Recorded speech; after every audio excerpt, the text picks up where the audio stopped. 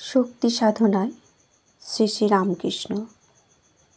শ্রী শ্রী জগন্মাতাকে লইয়া ঠাকুরের ভাবাবেশ ও আনন্দোল্লাস উহার অল্পদিন পরে এত বর্ধিত হইয়া উঠিল যে দেবী সেবার নিত্য নৈমিত্তিক কার্যকলাপ কোনরূপে নির্বাহ করাও তাহার পক্ষে অসম্ভব হইল। পূজা ও সেবার কালাকাল বিচার তাহার এখন লোপ পাইল। তিনি এখন শ্রী শ্রী জগন্মাতার যখন যে রূপে সেবা করিবার ইচ্ছা হইত তখন সেই রূপই করিতেন। ঠাকুরের ঐরূপ অবস্থা লাভের পূর্ব পর্যন্ত মথুরবাবু তাহার দ্বারা পূজাকার্য কোনরূপে চালাইয়া লইতেছিলেন, কিন্তু এখন আর তদ্রূপ করা অসম্ভব বুঝিয়া পূজাকার্যের অন্যরূপ বন্দোবস্ত করিলেন। রানী রাসমণির অঙ্গে আঘাত করিয়া ঠাকুর যেদিন তাহাকে শিক্ষা দিয়াছিলেন সেই দিন হইতে মথুর সন্দিগ্ধ হইয়া তাহার বায়ুরোগ হইয়াছে বলিয়া সিদ্ধান্ত করিয়াছিলেন, এবং এই সময় কলিকাতার সুপ্রসিদ্ধ কবিরাজ শ্রীযুক্ত গঙ্গাপ্রসাদ সেনের দ্বারা তাহার চিকিৎসার ব্যবস্থাও করিয়া দিয়াছিলেন। ওইরূপে চিকিৎসার বন্দোবস্ত করিয়া মথুরবাবু ক্ষান্ত হন নাই। নিজ মনকে সুসংযত রাখিয়া যাহাতে ঠাকুর সাধনায় অগ্রসর হন, তর্কযুক্তি সহায়ে তাহাকে তদ্বিষয় বুঝাইতে তিনি যথেষ্ট চেষ্টা করিয়াছিলেন।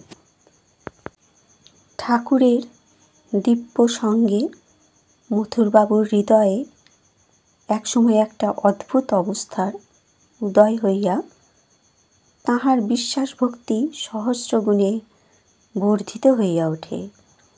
একদিন ঠাকুর তাহার ঘরের উত্তর পূর্ব কোণে যে লম্বা বারান্দাটি পূর্ব পশ্চিমে বিস্তৃত আছে তথায় আপন মনে গোঁ ভরে পদচারণ করিতেছিলেন।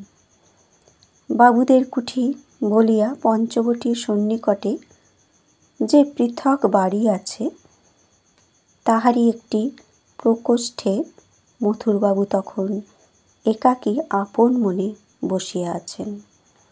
সেখান হইতে ঠাকুর যেখানে বেড়াইতেছিলেন সে স্থানটির ব্যবধান বড় বেশি না হওয়ায় বেশ নজর হইতেছিল। ঠাকুর কিন্তু ইহা আদৌ জ্ঞাত ছিলেন না।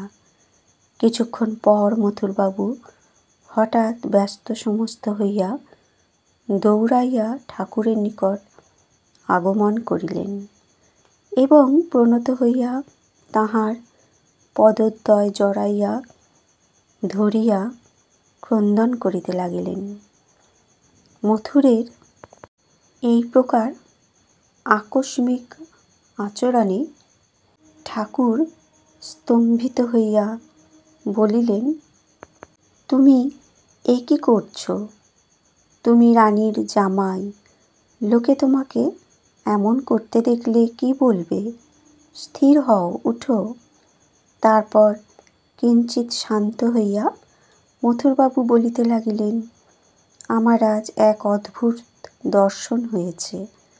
বাবা, তুমি বেড়াচ্ছ আর আমি স্পষ্ট দেখলুম যখন এদিকে আসছ দেখছি তুমি নও আমার ওই মন্দিরের আনন্দময়ী মা, আর যেমনি পেছন ফিরে ওদিকে যাচ্ছ দেখি জটাজটিল ব্যাঘ্রাম্বর পরিহিত সাক্ষাৎ দেবাদিদেব মহাদেব।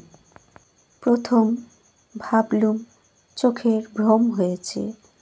চোখ ভালো করে মুছে ফের দেখলুম, দেখি তাই। এই রূপ যতবার করলুম দেখলুম তাই।